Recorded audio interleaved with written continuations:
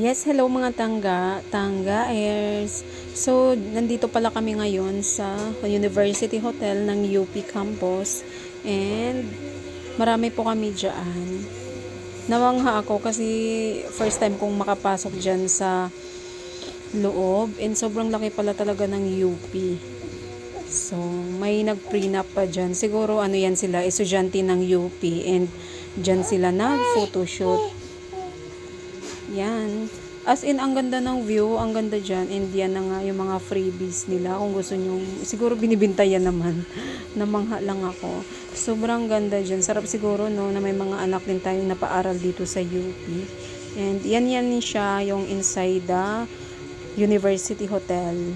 Yan. Medyo marami siyang tao kasi maraming ganap dyan sa loob. Yan. Nag-tour lang ako. Walang magawa yan. Maganda yan. Yan. Yan. Malay natin, yung mga anak natin. Ang labanan lang naman dyan is utak, hindi po pera. Pag makapasa ka, so pasok ka. Pero kailangan talaga matalino ang anak mo. Matalino talaga yung tao. Lahat ng mga taga-UP, matatalino naman. Ayan.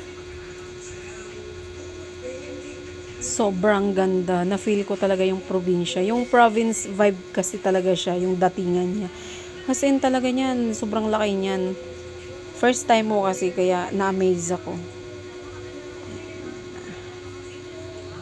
Yung mga tao naman dyan, paparating, yung iba umalis natin, yung iba paparating pa lang. Ayan. Yan yung ano namin, no? Sinasakyan namin.